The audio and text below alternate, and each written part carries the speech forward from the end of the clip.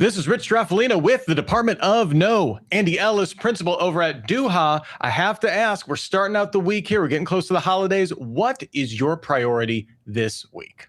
Okay, I just have to object because we're in the holidays. I lit Hanukkah candles last night. We didn't actually have any Hanukkah candles left, so we had to use chime candles, which are not the right thing. So today's priority was make sure we got Hanukkah candles, and really it's wrap up the end of the year. Like there's a lot of people who are like, oh, I got to get something done. Great. If you've got a line of sight to it, get it done. If you don't, kick that out to the next year. Right now, prioritize actually having successes rather than just setting the stage. You should do some stage setting. But if you're not going to succeed at a thing, your time is very valuable right now. Make sure you hit your wins. My priority is making sure I know when holidays actually start. That goes for Hanukkah and Christmas, quite honestly, for me. But Jonathan Johnson, the CEO and founder over at Nimertes, what is your priority this week? Well, I just want to make sure that none of my clients accidentally hire AIs or North Koreans posing as a legitimate IT hires. That's my top priority for this week. Truly a noble one. All right, producer Steve, let's get this show started. From the CISO series, it's Cybersecurity Headlines. Yes, indeed. Welcome to the Department of No, your virtual Monday strategy meeting and the one place that definitely knows when Hanukkah starts. Our sponsor for today is Adaptive Security, security awareness training built for deepfakes and AI. If you want to get involved in our chat, we're on YouTube. So if you have a YouTube account, I'm assuming you can't do it anonymously, get involved. We're here every Monday at 4 p.m. Eastern, or email us feedback@cisoseries.com. We have two fantastic guests here. It's an all-star lineup here for the middle of December. We're super thrilled. Just a quick reminder that for Andy and John, all of their opinions, in fact, are their own, not necessarily those of employers, of friends, of family, of clergy. We've got about 30 minutes, so let's just jump right into here. We are going to start out, as we always do on the Department of No, with our No or No segment. Here are some stories from the past week. We need to know if these are something we need to know more about, or if they're more noise than signal. The first up here is a story, super interesting here, kind of a couple of stories here about AI poisoning. This week highlighted the growing practice among scammers of AI poisoning. This is planting optimized text in websites, WordPress blogs, YouTube descriptions, even Yelp reviews, which will mislead LLMs into reading and presenting the false information, including sending people to fake URLs, which I don't know if you know that, not a great thing. Emirates and British Airways were both mentioned in some of recent occurrences where we've seen this kind of go sideways here. So I have to ask, Andy, for you, is this something that we need to know more about, or no thanks for you? I think this one is a little bit of a no thanks, as long as you're already paying attention to scammers poisoning search results. Like the AI is just an interesting scale thing. But if you have to worry about brand, you should probably already be worrying about this. If you don't, you probably shouldn't. John, what about you? Is this a new spin on an old problem, or something we need to know more about? I'm with Andy. Honestly, if you've been trusting AI results all this time, then you're making a huge mistake. The fact that scammers are tweaking things is no big surprise. All right, next up here, humanoid robots go mainstream. This is producer Steve's favorite story of the week, and I think because it provides a new definition of the word botnet, but forecasts of billions of robots by 2060 across industries and households.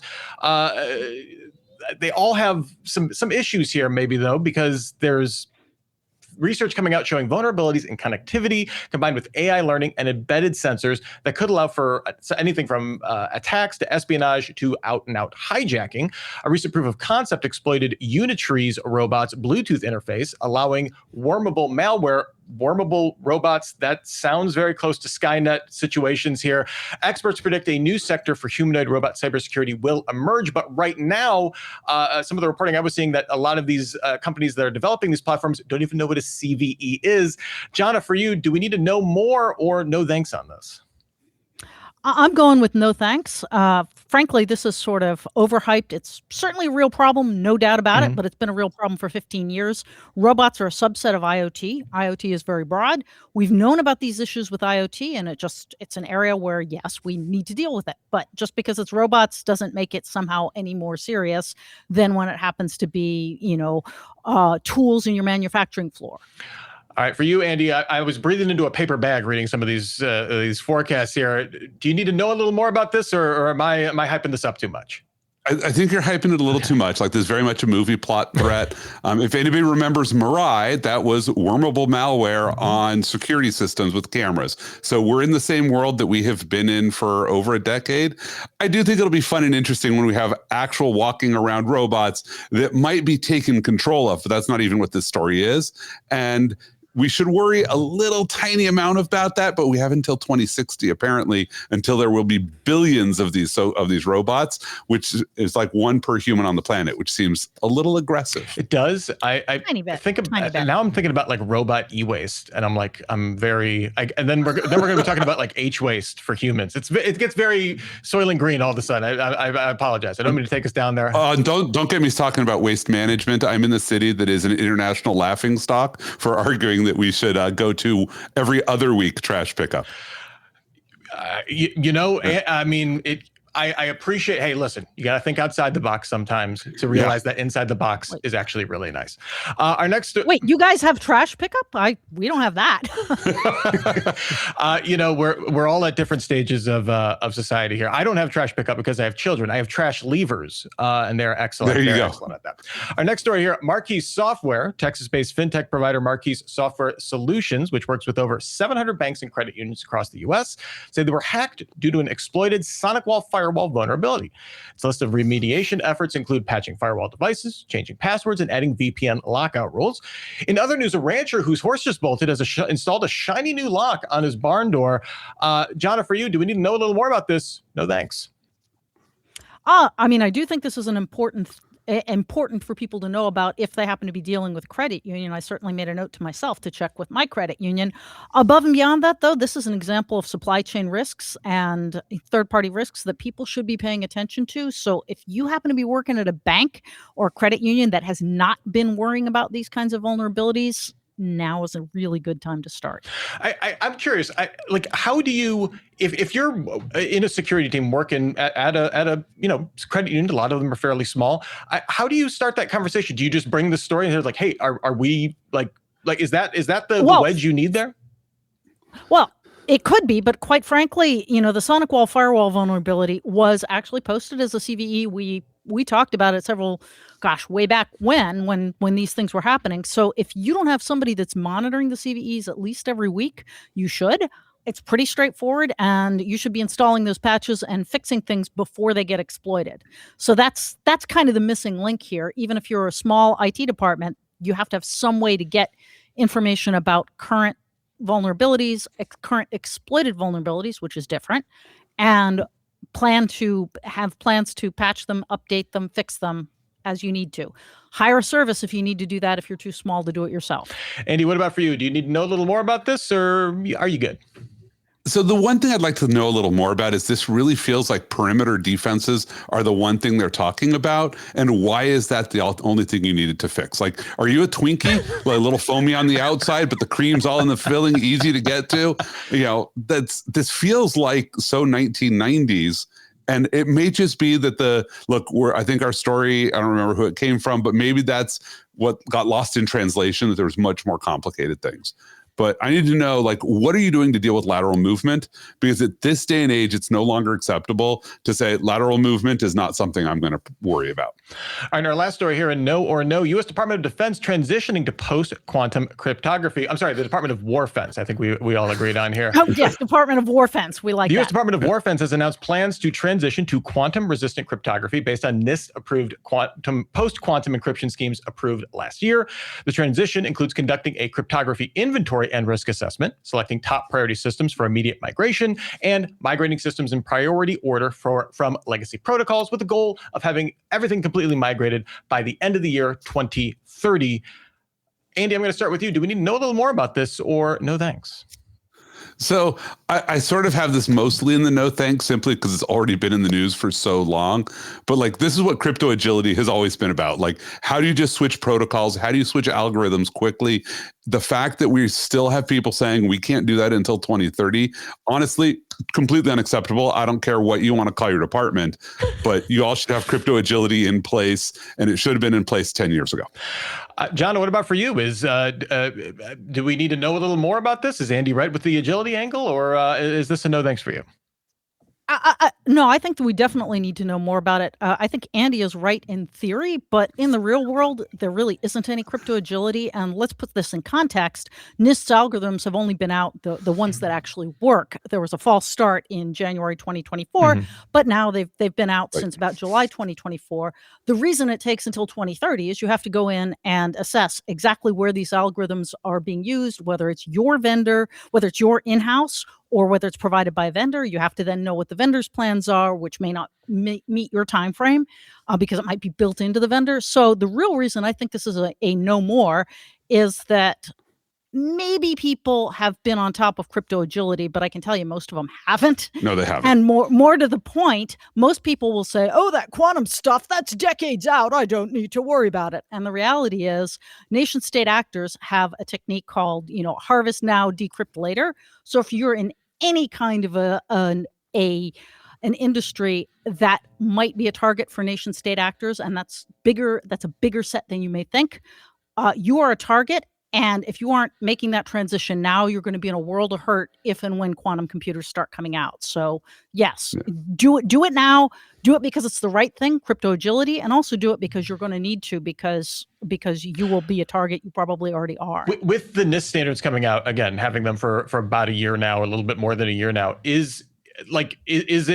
are we in that race now? We don't know when the transition, when the breakthrough is going to come through. I mean, to your point, like we've kind of been saying that as well too with quantum stories, where it's like, okay, they've strung together a couple more qubits this time, and the error correction got slightly better. My question always is, the business is always going to say, see this can here? And then we have this nice long road here, and I have these really strong boots that I can deploy on this can here. Andy, for you, again, how do you start that conversation of, we know that people are gathering data, knowing that theoretically it becomes trivial to decrypt down the road. What does that conversation look like? So I think that conversation, and I'm going to beat the dead horse of crypto agility. There's too many people who are saying, I'm going to wait for the standard to start any transition. And so if you have not transitioned, and look, with the OpenSSL breaks that started in 2014, there's no reason for a business not to have crypto agility at this point. You should be able to say, that algorithm's dead. This is one we're going to go to. That's a pretty easy fix, right? It's a 3-step jump to move forward. But my big worry is, coming back to the real world comment, because Jen, I got to throw it right back at you, which is 2030 is not a real world expectation. There is no way. No, it's not. No, believe me, we cover a lot of quantum computing. And not for the adversaries. I mean, for the migration. There's absolutely no way the DoD is completing that migration in 5 years. Oh, come on. You don't think government efficiency is at work here? I mean, man, I got my passport a month early, so I'm sure they can do this. Yeah, I used to be an acquisition engineer for the United States Air Force, and I will tell you this, it is, I will hope that high priority systems can migrate, but there's absolutely zero way that we're going to be compliant by that time. I would agree with you, but I think there are other enterprises that are a little bit more flexible and agile than the U.S. government. I would hope so. I'll pray that there are. Yeah. And if you're a profitable publicly traded company and you cannot meet this deadline, you have serious issues. Yeah. I like that. I like the U.S. government as the benchmark for you must do better than this date that they won't hit. Yeah, pretty much. All right, before we move on to our deeper discussions for this episode, we have to spend a few moments and hear a word from our sponsor today, Adaptive Security. This episode is brought to you by Adaptive Security, the first cybersecurity company backed by OpenAI. AI is rewriting the cybersecurity rulebook because attackers can now scale persuasion as easily as they can scale code. The real target isn't just your systems anymore, it's human trust. If you aren't actively testing your organization against AI-driven phishing, vishing, and deepfakes, you're leaving a gap criminals will exploit. Adaptive runs realistic simulations and delivers tailored, engaging training so teams respond correctly when it counts. Learn more at adaptivesecurity.com. All right, we've got some more stories here. We need to go deep on here. Our first one up here, MITRE shares 2025's top 25 most dangerous software weaknesses, working with Homeland Security Systems Engineering and Development Institute and CISA. Thanks for the shorter name there. The list contains 25 of the most dangerous software weaknesses behind more than 39,000 security vulnerabilities disclosed between June 2024 and June 2025. Topping the list is an oldie but a goodie, cross-site scripting, followed by, you guessed it, SQL injection, cross-site request forgery, missing authentication, and out-of-bounds write, with new entries this year being variations on buffer overflows. A link to the full list is available in the show notes for this episode. You should definitely check it out. A list of tried and true techniques here being used by threat actors. I'm curious, though, Jana, from your perspective, where do we take it from here? We have this list, a lot of oldies but goodies on here, right? Yeah, and I think one of the challenges is that it's kind of like, well, be afraid, be very afraid, but it doesn't give you anything that's super actionable. We sat down and scanned through the CVEs for 2025 and came up with a short list of not just vulnerabilities, but exploited vulnerabilities, and then we associated them back with the vendors that had them. Mm-hmm. And very interestingly, for the top 5, Fortinet and Cisco tied for fourth and fifth place with 5 exploited CVEs. Google and Apple then had 6, and then we had Microsoft with 29 exploited CVEs. So these are ones that are exploited. And also, really, a common theme across all these exploited CVEs is talk about oldies and goodies, remote code execution due to improperly handled input, which is actually what took down the airports and hospitals a couple of years ago. Mm-hmm. So what I would say is it's a lot more helpful to know who's got vulnerabilities, which of those vulnerabilities are actually getting exploited, than what arbitrary types of vulnerabilities exist out there. You really want to know, like, where am I likely to get hacked from? And from whom? And that would be my take on it. Yeah, the idea of, who do I need to keep my eyes on versus the type of things. But Andy, I mean, jumping there, what value can we get from these types of lists here other than, hey, that's good to know that? I mean, a lot of vendors are going to love doing webinars about this list, similar to what they always do with OWASP. Like, that's your template. This is useful for training your new AppSec engineers to say, hey, here's a list of techniques you should be familiar with so that when you're doing pen tests, et cetera, like, that's basically what it's good for. But this list is going to look the same next year. Like, maybe they'll move something around similar to the OWASP top 10 that we might have well just have called the OWASP top 12 because only like 2 things pivoted around across like a decade.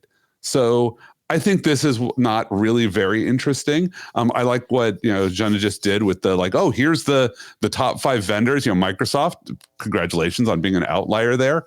Right. But other than that, as many as anyone else. Right. And congratulations, Fortinet, for joining like the 4 that we would have predicted, like the 4 most predominant deployed software owners. Like, we know who they are. Fortinet, you get to be number 5. I'm not sure that's the group you want to be in, though. So yeah. And in fairness, I just want to highlight something because, Andy, you and I were talking about this before. There is some correlation between how widely deployed the software is and the number of vulnerabilities. Right. But I would like to point out that, number one, Microsoft's 4x factor is really that's crazy. An outlier. And number 2, there's an awful lot of vendors who aren't on here, like Salesforce and Oracle and ServiceNow and other really big platformy vendors that are deployed across the board that have a lot of products and just didn't show up for whatever reason, like maybe they have better security. Yeah. So if you want to get started on your MITRE 2026 top vulnerability post, get that draft. You can get that draft in early, is what advice from Andy Ellis here. Yeah, you can basically copy the one you just wrote for this and leave space for new to the list is X and dropped off the list is Y, and you're golden. In fact, use AI for it and you're done. Yeah, poison your LLM. So what you're saying is I need to start poisoning with fake threat. Okay. That's right. It's threat turtles all the way down. I love this. All right. Yes, threat turtles all the way down. Next up here, CEO of retail giant Coupang resigns and Chinese national is the suspect. The story of the Coupang hack continues to unfold. We've definitely been covering this on cybersecurity headlines, with CEO Park Dae-jun stepping down, accepting responsibility for the incident. An investigation now attributes the attack to a former employee who retained access to internal systems after leaving the company. The suspect is a 43-year-old Chinese national who joined Coupang in November 2022, was assigned to an authentication management system, and left the firm in 2024, which you'll notice was a while ago. So a lot to unpack here. The willingness of CEOs to fall on their sword after suffering an incident. doesn't seem to be particularly common in the U.S. necessarily. But do you feel this is an appropriate action on the behalf of a CEO, kind of taking the responsibility to leave the company? Or Andy, I'm curious, like, when's the last time you saw something like this? So this is something that we see very rarely. And so like there's a temptation to say, wow, this is how it's done. And this is what we should be thinking about. And like, this is the golden style of what we ought to be doing.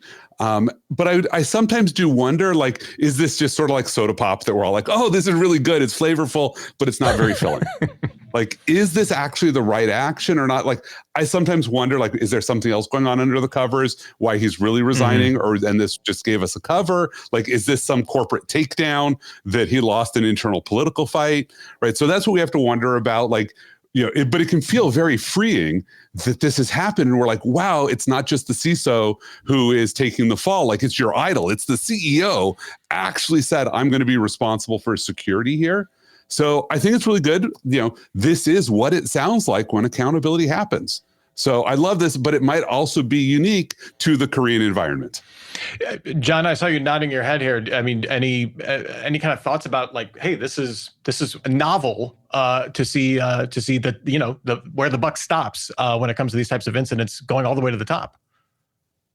Well, first and foremost, I just want to highlight, this is why I've been telling my clients to pay close attention to hiring processes and background checks and things like that, because you really want to make sure that your folks are not in a position to continue to hurt you. And I think the fact that, as you pointed out, this guy left in 2024 and still had access to all sorts of things is an incredible operational failure that nobody at that company should be proud of. But I'm going to then go on and say, look, I have a former podcasting partner who used to make the point that all security is simply performance theater, because basically whenever you get hacked, you look at the companies that get hacked, very few of them go out of business. Very few of them suffer even a long-term stock hit. So it's sort of, at what point does the performance theater satisfy the shareholders and we all move on? And I think that's the question. And I think certainly here in the US, we don't require CEOs to leave because that's just how we're put together. We don't need that level of theater. We need lower levels of theater. But it really is all in that mindset. All security spending is marketing spending, which is terribly, terribly cynical, but not crazy. The other aspect of this here is that this is effectively like an offboarding failure, right? Like, leading to problems with access control and stuff like that. I'm curious when I see stories like this. Offboarding is an HR led initiative usually, right? So like when we know that we're going to have there could potentially be issues here with like access control, people maintaining access long after they've left the company. If you're the CISO or if you're a security leader in your company, like, where do you start? I mean, should you already be having those coordinations, those contacts with the other aspects? Very much so, and it all should have been automated. If you had zero trust in place, this would have been completely automated, because one of the cool things about zero trust is you can configure it so that it is actually completely dynamic. So somebody may have admin access to a system only during the very short period of time when he or she is troubleshooting a problem for a user, and then is automatically kicked off admin access to the system as soon as the trouble ticket is closed. That's the kind of setup you should have, so there shouldn't be a big, heavy lift when someone offboards. The fact that there is, and it didn't happen, as I said, it's a real operational snafu. All right, our last story here. Ransomware payments pass $4.5 billion. Ransomware payments reported to the U.S. Treasury's Financial Crimes Enforcement Network has now topped $4.5 billion, with 2023 standing out as the most expensive year on record, with $1.1 billion paid. AlpV, or Black Cat, took in the biggest haul with nearly $400 million in payments, and financial services, manufacturing, and healthcare remained the hardest hit sectors. No surprises there. Most ransoms demands stayed under $250,000. That's where the average was at. Obviously, pretty big standard deviation there as well. I guess, though, ransomware does not seem to be going away. We're still dealing with it. Hey, it was a down year in 2024, so kudos for that, I guess. But I mean, is this now just part of the cost of doing business for these organizations? I mean, we're seeing, like in the UK, we're seeing an open discussion, right, about, hey, we need to ban ransom payments. It's going to take, remove the incentive structure for doing these types of attacks. We see other organizations trying to use things like insurance, right, to just roll this into the cost of business. Andy, for you, have we just completely normalized this? Can we normalize $4.5 billion in damages from threat actors? And that's only what's been reported, right? I really worry about the normalization here, because we've come to accept that lateral movement is a problem. And I hate to do a throwback to an earlier thing, but so much of ransomware is, yes, you got exploited, somebody got a toehold, but then you let them use that toehold to grab everything. And why are we not paying more attention to the lack of phish-proof authentication, the lack of controls on admin access, whether it's going to be through zero trust or something else, the number of administrative tools that we just install on everything? So own one vendor, you own your entire space. These are the things people need to do to say, stop lateral movement. And how do you get it that your users are in a world where if their laptop gets compromised, they can walk down to the store, buy a new one, and be back up and running? And that should be the world that you're in. And if you're not in that world, then ransomware is going to be a problem for you. John, what about for you? I mean, are you as worried about that normalization kind of process and kind of what that says about where we're at? Well, I don't think we really are normalizing. I just think people don't realize that ransomware is a completely, as Andy said, it's a completely addressable cybersecurity problem. So the takeaway here is, if you haven't dealt with it, make 2026 your year to deal with it. And what does that mean? Regular backups, make sure your backup data and apps are scanned on a regular basis to detect Easter eggs, because obviously the ransomware folks are smart enough to put something in that will only explode after 18 or 24 months. And then conduct regular ransomware wargaming. Quarterly is ideal. If you can do it at least twice a year, you're ahead of the game. And this should include both your tech team and your senior executives, because otherwise you're going to have senior executives, as one client of ours did, making decisions like, oh, we should pay the ransom. And then they discover that it's actually illegal to pay the ransom because it's a nation state actor, and you're not allowed to give money to a nation state actor. Right. You can't do that.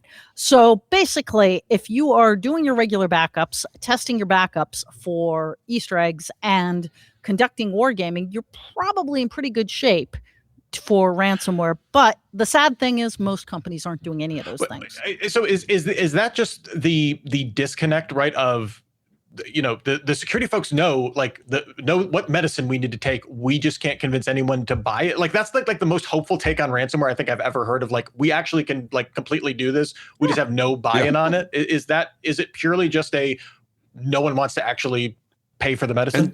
And the things we have to do aren't very exciting. That's actually a big piece of the problem. Yep. This isn't go deploy the latest shiny things. This is go do the fundamentals we've all been talking about for a while.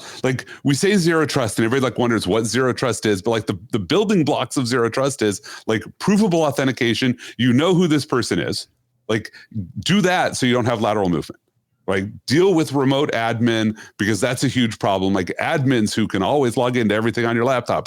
That sucks. It's just blocking and tackling. If you are using, in this day and age, Active Directory on site, and you have not implemented multi-tier admin access, and you don't know what I'm talking about, go figure that out and solve that problem. Either rip out Active Directory or implement it the right way. Real quick. And by the way, make sure your configurations are not what Microsoft just leaves in the box, because that is the source of a lot of the vulnerabilities. But yes, Andy's completely correct. It's not fun. And the other thing is dragging a bunch of overworked tech people or too important for school senior executives into a room and doing an afternoon or a day of wargaming seems like that's an incredible expense.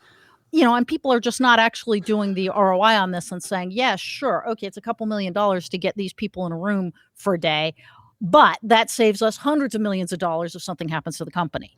Real quick, we had a question from David Murray in our chat here, John. Based on what you said, how do you test your backup for Easter eggs? I can't imagine that's easy. Real quick, I mean, can you just kind of? There's a ton of products. I don't have a current list right at my fingertips, but there are at least half a dozen products that do that and specialize in it. So you just basically have to go look for it. Google or it's Chat GPT or whatever you want with, with ransomware, search, scan, data backups, and you're golden. There's vendors that have exist to do this. Yeah, and no AI scammers have poisoned those results on your search engines, however. The Easter the Easter egg That hunting part, service that hey, inserts there's Easter eggs. there's always an easy workaround on that, because you do an out of band check to find those vendors. All right, before we close out of today's stand-up, I guess what piece of advice, just kind of based on the news here, we dealt with a lot of specifics here perhaps, but what kind of advice can we tease out of the news from today that we can share with our audience? Andy, I'll come to you first with this. So I think the simple one is you need to be willing to say, what should we have done that we didn't do that we've accepted for a long time? And how do I slowly sell that? You're not going to be able to walk in and say, here's 20 things we ought to do tomorrow. Nobody's going to believe you. And they're going to be like, oh, you're just itching for more budget. But how do you sell these things and do the slow incremental work to be ready? And yeah, it might suck because you might get breached tomorrow from something you've predicted today. But this is the hard job of security, is convincing your stakeholders to be on the journey with you, deliver meaningful wins out of work that is not super exciting. You're not spending $10 million on the latest shiny toy, but you're actually delivering meaningful results for your people. And Jonna, for you, what advice do you leave our audience with today? Well, the only thing you have exactly the same amount of as everybody else in the entire universe is time. You have 24 hours in a day.